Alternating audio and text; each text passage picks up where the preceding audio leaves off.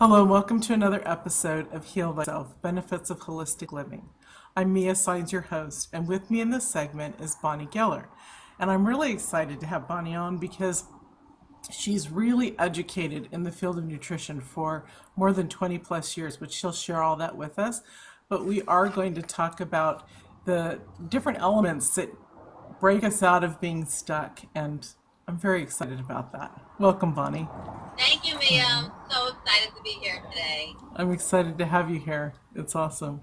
Thank you. You've been slated to be on this show for almost a year, which is important to say because there are a lot of people who are brought on in the last couple months. But you and I, when we first met, I had put you in and said, we're going to do a holistic series. And you're like, great. So I'm glad Right. you're here. So will you share with us about your background, what excited you to get involved in this? Because you love it, because you've been in it your whole life. So will That you is, share? yeah, absolutely. It is so true. I have been in it my whole life. And it actually started back when I was a kid growing up. I watched my mom diet mostly all her life while I was growing up. She went on diet after diet. She never did anything drastic, thank God. But yet I saw that she was a chronic dieter and she struggled. And as I headed into my own teenage years, I was influenced by my own friends doing some latest fad diets. While I wasn't terribly overweight, I was never really happy with my body. It was always that, I could lose 5 more pounds. It's just not good enough. And so I tinkered with a couple of those diets, again, influenced a little bit by what I saw at home. And after high school, I went abroad to study for about a year. And one of the things I said to myself is I will not come home with weight gain. Because a lot of the girls who I had gone to school with, it was kind of known they'd come home with a large weight gain. And there was no way I was walking off that plane and people were going to look at me and say, wow, look how much you gained. And so while I was away, I dieted. And I often restricted my caloric intake quite a bit.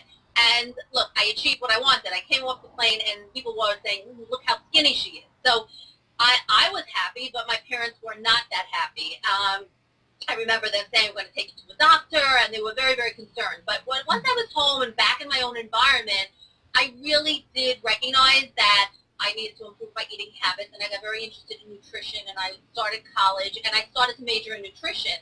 And fast forward, I majored in nutrition. I went on to do an internship, and I became a registered dietitian nutritionist, and I love it.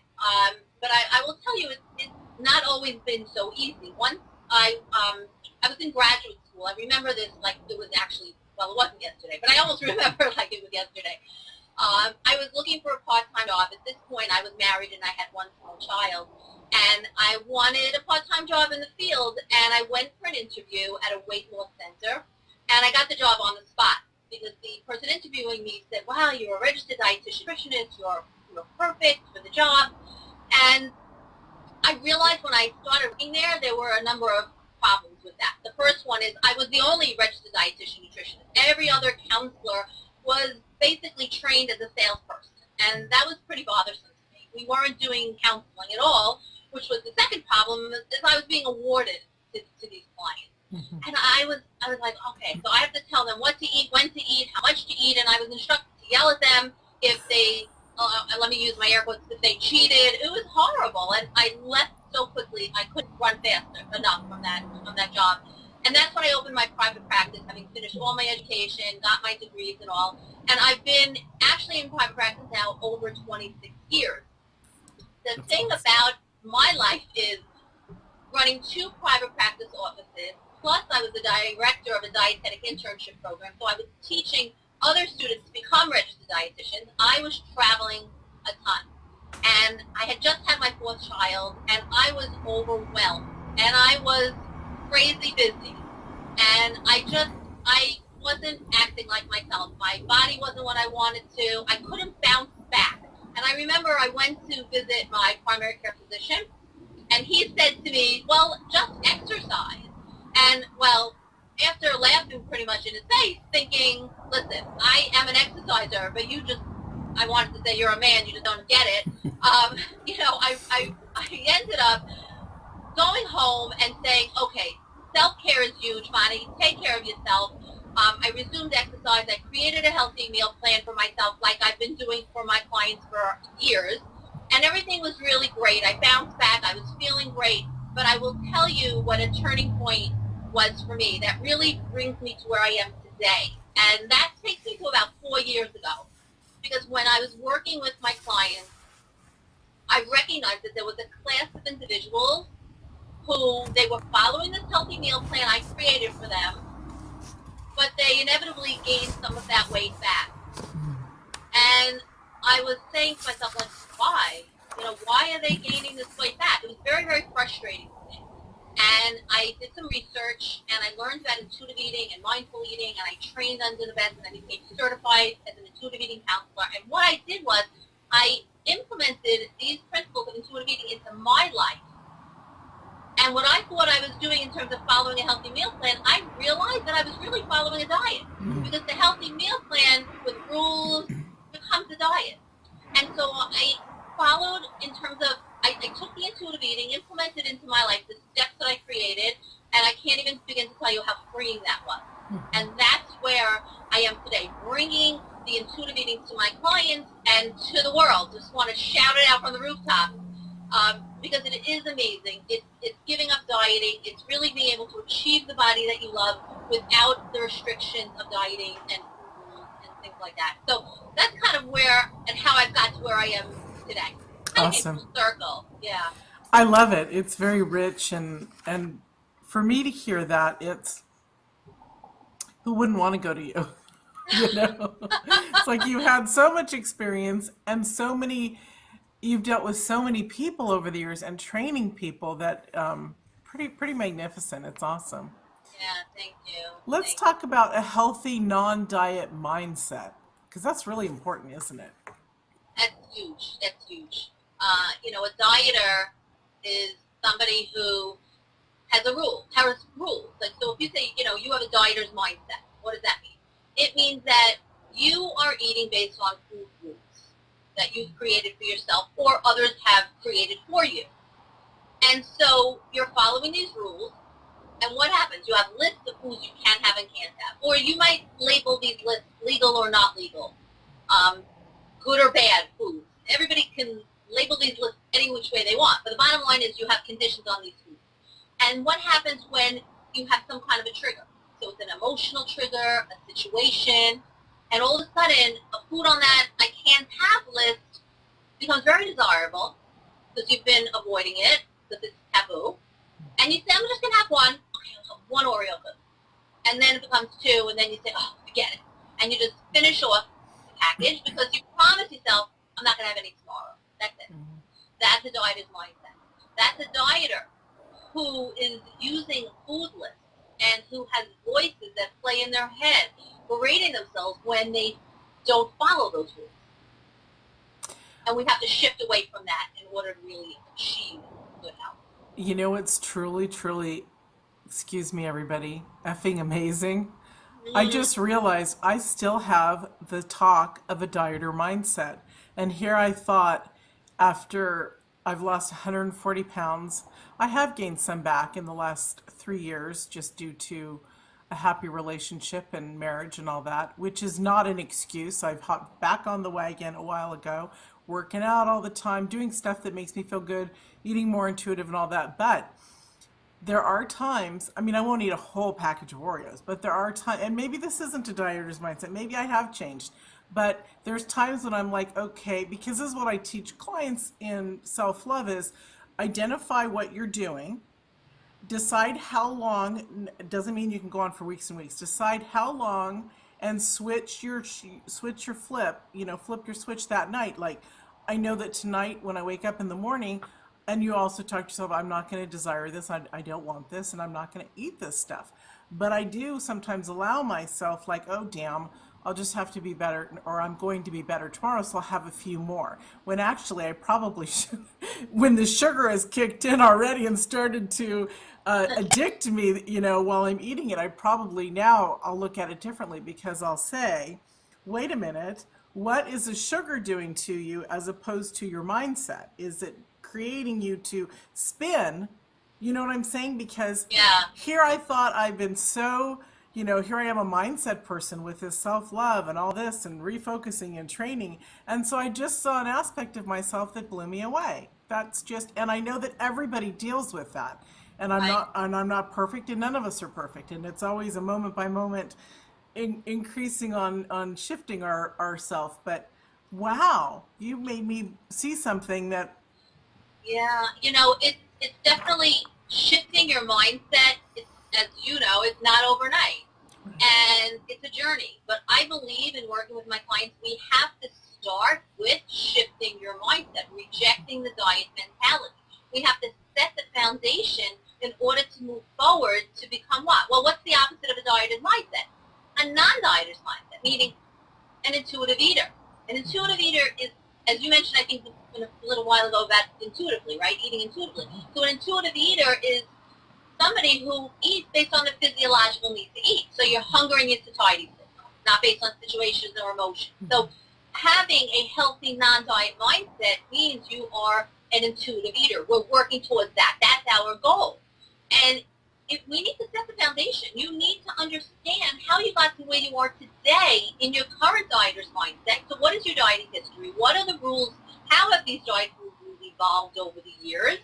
What was your family food rules and expectations? exactly. Right? How did that mold you to how and who you are today in terms of your body, your thoughts, your feelings, your emotions?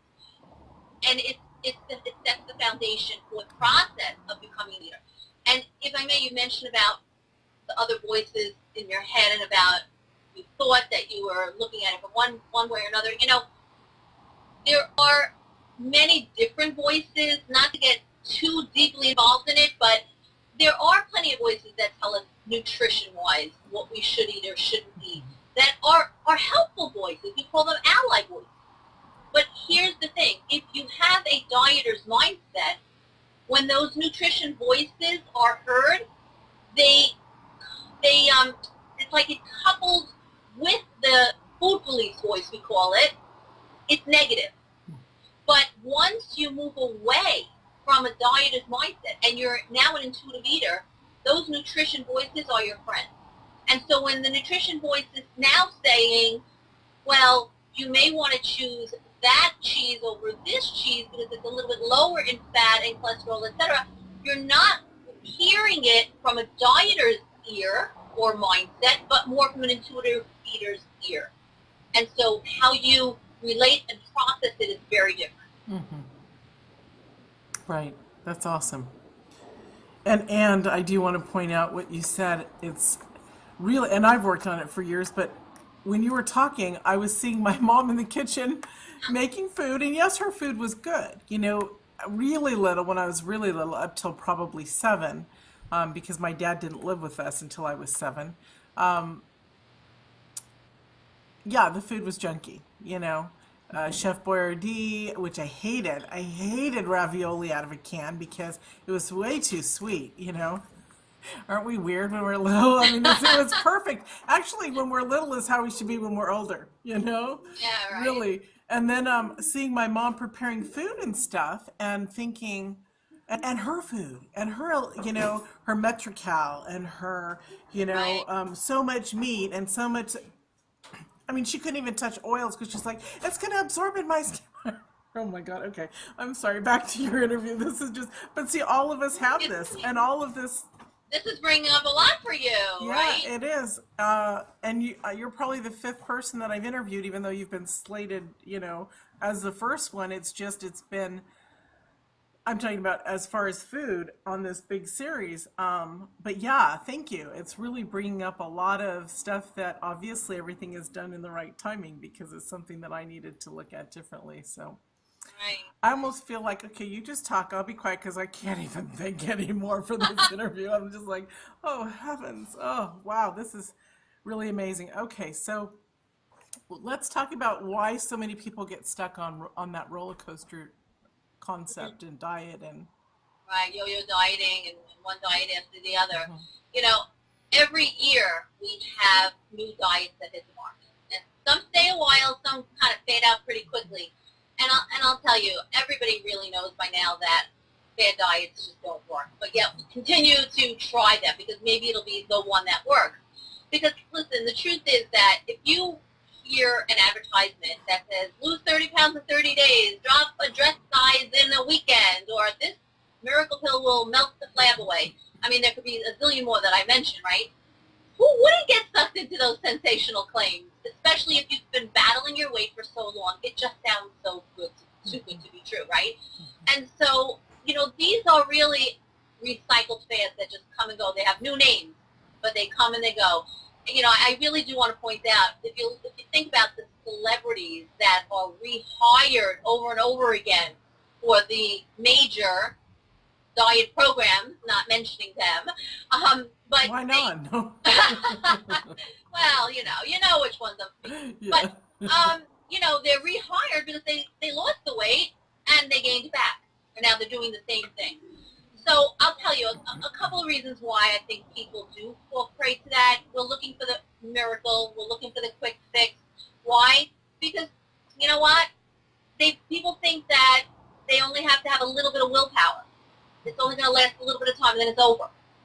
It's also, I find that people don't like to make decisions. So they don't have to make decisions when they're on a diet. They're being told what to eat, when to eat, how much to eat. Done. Very little decisions have to be made. And then also a lot of people feel that, okay, when this is over, I can go back to my old way of eating. I mean, I hear this a lot, a ton. I hear this. And I really encourage people, when they say this, I don't say anything. I just let them absorb what they just said.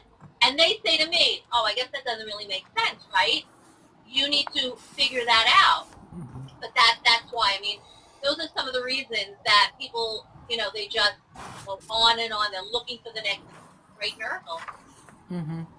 So share with us some messages that you want dieters to know about, to stop all this dieting and losing weight and freaking out and beating ourselves up. My main message is that no form of dieting is going to work for losing weight and keeping it off. And that's really important. Like the losing weight is one thing. The keeping it off is the other, right? No form of dieting is going to work for losing weight and keeping it off. And the key to getting the healthy body you love without dieting is to combine 3 essential ingredients. And those ingredients are a healthy non-diet mindset, caring support, and nutrition education. Those 3 are essential ingredients that you really need to learn how to combine together to finally get the weight off and never gain it back. The diet will not give that to you. I have these some friends who are in their 50s that look better than they ever did in their 30s. One of them is turning 60 this year and looks like she's 40. And she's going to be on the cover of our September Bella Mia magazine. Wow. Incredible that I can tell you, and I'm really trying to, and all you guys too, I'm saying this for you guys, because so many people look at me and they're like, oh my God, Mia, you've got this and this going on. You're just so blah. They don't say blah. That was me because I'm not trying to pump up stuff, but really, I see it working with women who actually have what you're saying, people who, just like you, who have, they're not nutritionalists, but they've discovered it and loved it and worked it, that I actually see their body and they're like, Mia, this takes work. This is my mindset. This is who I am. I don't look this good because these are just my genetic genes. I don't look 30 or 40 at 60 because I have plastic surgery. It's because I actually go to the gym or I do my walks and I eat really well, but I don't eat a lot. It's according to whatever my body says. I've worked it out with my person, my coach, and now I've done it for, my whole life, or I've done it for 5 or 6 years. So what you're saying is just blowing my mind because, and I like this because even though this is more of a now back and forth talk, it's powerful because it's not just powerful for me, but the audience can see even through my ahas, because I've interviewed thousands of people over my lifetime, and we're talking about in different fields. So when this goes wowie for me, it really is very, very, very important. So Good. I'm totally blown away. Okay, so share with us some of the mistakes that we make in losing weight.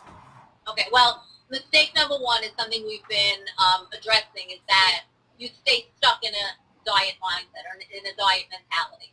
So we kind of addressed that a little bit, right? Having the list of who's allowed, who's not allowed, can and can't have. I find that the biggest reason people don't move away from the diet mindset, why they stay stuck in this mentality, is fear.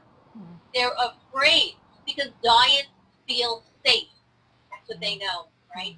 And so it's so very, very important to move away and to really address those fears, get the guidance you need to address those fears, get the support to really be able to move away, because diets just set you up to overeat. Diets trigger overeating, as we've been saying. So let me move to the second biggest mistake, because I know we didn't touch on that, and I know you're going to love this one. And mistake number 2 is that your self-care is on the back burner. As a woman, we wear so many hats, and we tend to take care of everybody else, but oftentimes our own needs are left on the back burner. Or if we do take care of what we need, we feel guilty afterwards. So maybe you do realize, okay, right now I need to take a break for 20 minutes. But somebody is really asking you, you need to do, please do this for me now. And you're like, okay, because, the guilt. I'm a woman, I'm a mom, I'm a wife, what have you, and okay, I have to do this for this person now. And you do. What happens later? Now comes again. And now you're like, oh my gosh, I'm exhausted, I'm fatigued, I'm overwhelmed, I didn't take care of myself. You're resentful, and you turn to food. You turn to food when you didn't really take care of you. So self-care is so, so important. And I also want to mention about self-care, let's talk for a minute self-care support, because support, when I talk about support, I'm talking about support that comes from within and from those around us. So building a support network is key. We can't do this alone. It's so important to have key people that fill key roles in your life to be able to say, you know what, can you please watch the kids so I can go for a run, or so I can go shopping for the week's meals, or whatever it is you need, or just someone to vent to or to talk to. The support network in your life is huge and very important. And the self-care aspect is looking at your own self-care. Are you taking care of every aspect of your self-care? Because I'll tell you what, if you're not meeting your basic needs of self-care, it's very easy to be influenced by external factors, external sources. So it could be the media, it could be friends and family who are maybe influencing you, and it will affect your eating. And it will make it that much more difficult to attune or to listen to your inner signals and to learn how to do that. So let's say you're fatigued, you're tired, you're not getting enough sleep. It's very difficult to actually really learn how to tune into the hunger, to hear the hunger, to hear the satiety. And so we really must recognize the need, and recognize that you must make yourself a priority in order to be able to make peace with food, so you can finally achieve the weight loss and a life free of dieting. So self-care, and self-love, that's what I knew you were going to love. I had to mention self-love. Let's face it, self-love comes in here as well, right? How many times I'm speaking with a chronic dieter, a yo-yo dieter, someone who loathes their body because they base their worth on a number on a scale. Right. And they're not pleased, they're not happy. They beat the heck out of themselves up, yeah. Right. And so we work on self-care, we work on support, we work on self-love. That's what is so key here. And that's the second mistake people make, that they're not doing that. And the third mistake is you're not listening to your inner wisdom. You're relying on the diets to tell you what to eat, when to eat, how much to eat. Because we were born intuitive eaters. We were born knowing when we're hungry and when we're full, when to start eating and when to stop. But unfortunately, some people have lost that over the years. Most of society has, for many reasons. Sit down and eat, and you cannot get up until you finish eating. Do you remember that one? Yeah. That one? Yeah. I remember falling asleep at the table because I didn't want to eat. And why did I have to, Right. Or feeding the vegetables to the dog under the table so it looks like, you ate your veggies. I mean, literally, any tricks, I've heard them all. But There's so many reasons, but the bottom line is people rely on diets. People rely on celebrities, doctors, or gurus to tell them what to eat, when to eat, and then not relying on their own inner Yeah. wisdom. Yeah. And that's a very, very big deal. Also, we need to also consider there's age, there's illness, there's stress, everything that compounds for people gaining weight. Like, there's times when I cannot release weight. I just can't. And I just found out I have leaky gut and celiac. So no wonder Okay? why it's been really hard for me to release, and I walk an hour a day, fast pace, I mean, Right. I see little shifts and changes, but it's like find out what's blocking you and then move to heal yourself through food so that you can also, get rid of the crap that's built up. Because finally, my husband and I was just like, I'm going nuts. I can't believe this. And he's like, something's wrong, honey. You've got to go get checked. And when I brought these up to my doctor and we had tests, it was like, oh, okay. So now there's a reason that I can eat a different way intuitively, Well, that's a really great point because, yes, there are certain medical reasons and conditions where you have to have lists of foods that you can eat, like if you're diagnosed with celiac.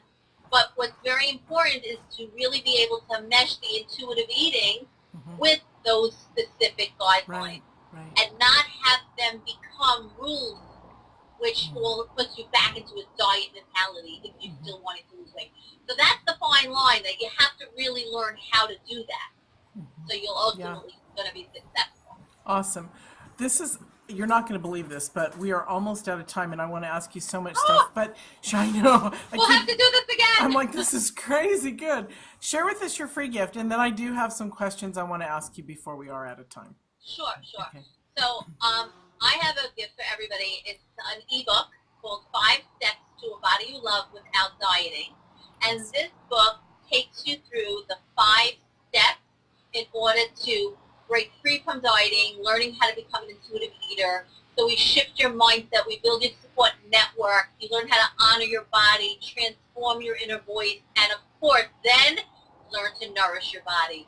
So the ebook really goes through the 5 steps. It shows you how to implement that into your life. It gives you a bit of an introduction to that. Awesome. 5 steps to a body you love without dieting. Awesome. That's wonderful. I'm getting that. I'm taking advantage. Okay, so I have a couple of things that have crossed my mind about intuitive eating. And this is one that's for those moms or people, because I'm a mom, but my kids are not living at home anymore. But when I stay up too late and don't eat, or I eat at 5 and I won't eat after 5, and it's midnight, sometimes I can't sleep because I'm hungry. I'm really, really hungry. So, what do? I get up and I make myself some eggs and I go back to bed rather than, some people, will eat the whole cake or whatever. I've learned not to do that or eat the whole half thing of ice cream.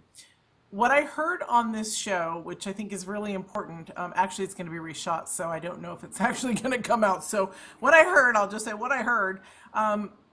One of the people that I was talking to had said that she takes a little bit of, and we're not talking about any oil. She takes coconut oil and will eat that if she's feeling overly hungry and she knows she's already eaten enough because that's a good fat, in order to fill her. And I was thinking, wow, I could take a little, which I need to have my good oils anyways. I could take a little bit of that at night, or like an avocado because it has good fats in it too. Because what our body, when we've either drinking too much and we've woken up sick the next day and are hungry, or at night when you feel that even though you haven't drank but you've stayed up too late or you've worked, that necessary to eat, it's a fat that I think our body needs, isn't it? And that's an intuitive question. And that is not the same for everybody. Okay. And so that's where the intuitive eating approach really helps you to tune into your own body and to ask your body, what am I feeling? What do I need right now? Yeah. And if you are hungry, to honor that hunger. The truth is that, you said like, well, I hear a lot from a lot of people, I don't eat past 5, I don't eat past 6, but yet they might be up late. Well, that is a rule. That's a food rule, a diet rule, from your past dieting or whoever's past dieting. Yeah. And unfortunately, that doesn't honor your true hunger. If you are truly hungry a little bit later, then we don't want to deny it. But we also don't want to have a rule to say, well, instead of eating something small, I'm going to take a tablespoon of coconut oil, or, well, what does our body really want at this moment? We can't just have a rule. Do you know what I'm saying? Does that make sense? No, it's absolutely true. And thank you for saying that, because I also didn't want to come off sounding like a wacko. Yeah. But I wouldn't do that. If I was truly hungry, it's also, here's the other thing. It's recognizing when you're gently hungry and not getting too hungry. And that's something I train people and teach them how to do, because most people who are struggling with years of dieting have lost that ability. Their hunger has silenced. And so really recognizing when they have a gentle sensation of hunger, and at that first sense of hunger, actually honoring it by eating something. All you need is something a little bit at that point to really honor it, and you're good to go. Yeah. Awesome. Here's a question too. Question and answer time. Q&A.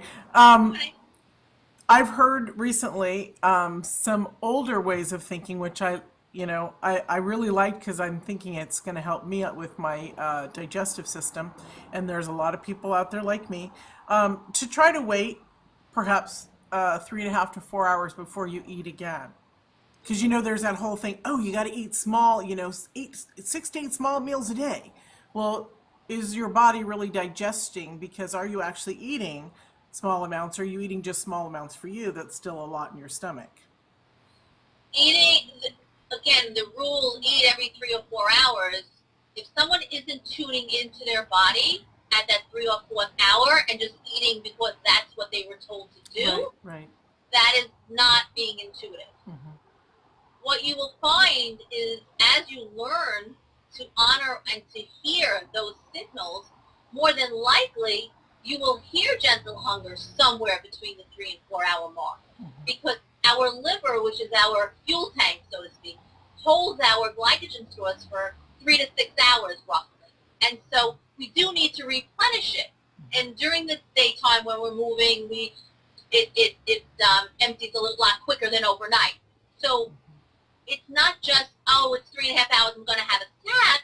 It's, wait a minute, set my alarm. If you really need to train yourself, if you really don't know what that feels like, set your cell phone alarm for 2.5 hours after you've eaten your meal. Let the cell ring, stop what you're doing, and listen to your belly. Do I hear any hunger? If I don't, set it again for another half hour. Now it's 3 hours. Stop. Do I hear hunger? What does it feel like? Reacquaint yourself with your signals. Over time, you will see that it probably is 3 to 4 hours, but it doesn't necessarily have to be. For some, it's every 2.5 hours. For some, it might be a little longer. And the truth is, it also has a lot to do with what you ate in the previous meal. Right. And we totally don't have enough time to go into that, but the type of meals we put together also factor into how satisfied or full we get within that meal and how long that sustains us. Isn't she amazing, everyone? Isn't she awesome? The questions that I ask, they're not just Mia's questions. They're world belief questions. They're ones that plague us all, because food has become a weapon, a lover, a mystery, an enticer, an addiction. So I like that. But it's true. I mean, it's really, I remember I had this rock's amazing body when I was young. I mean, total hourglass. 34, 23, 35. And so my mom, because we had a really horrible relationship, my mom did not like women. When I was married at 18, said, prove to your husband that he loves you, gain some weight. And I remember her wanting me to eat at Arby's and stuff with her. And I knew it didn't sound right. It sounded really weird, but there was just so much trauma from my childhood that I didn't pick up on it. And then I did gain a lot of weight to keep men away, because I couldn't keep them away. And that frightened me, because I didn't have the motherly support. So yes, my thoughts and my beliefs, just like everybody, you, and you out there, my thoughts and beliefs were created just like you. So thank you, Bonnie, for being on and sharing this, because it's really, we're all very much alike. And for you to come on with these years upon years upon years upon years of information and help and tools, it makes me emotional. It's really, Oh, this is absolutely a different interview than I've done. I love the people that I've done. They've inspired me. They've right, made me right. like woohoo. But this goes back to our childhood issues, which is where Oh, all of yes. us are. So, And Mia, just if I may say, I spoke with someone just today, and it's a very similar story of what you just shared. There's a reason why she's holding the weight. mhm, Reasons of fear of a mhm, relationship changing, fear of attention she got when she was thinner. There's yeah, so much, exactly. so many walls we need to break through. So, Exactly, exactly. And as you know, here's we're going over, but I don't care. eh, Oprah Winfrey has said, if I find how to be physically slimmer, I will find my happiness. Yet she's spiritual. She produces so much for the world. And I feel like I follow in her footsteps as far as wanting to support people media wise and that kind of stuff. right, Um, and also spiritually. But I've already understand, and this is what I want to share to you guys out there. I mean, of course, she's my hero like she's everybody else's. But we know that if we have the perfect body, that's not going to help us. We have to have that confidence within ourselves for this intuitive eating, this understanding food, because we do need it, and the liquids that we drink too, and right. how we take care of ourselves. So if one of the most famous women in the entire world, both in love, respect, money, everything else, visuality says, or visual, excuse me, says, I know I could find my true happiness if I could settle in on having the perfect weight and body.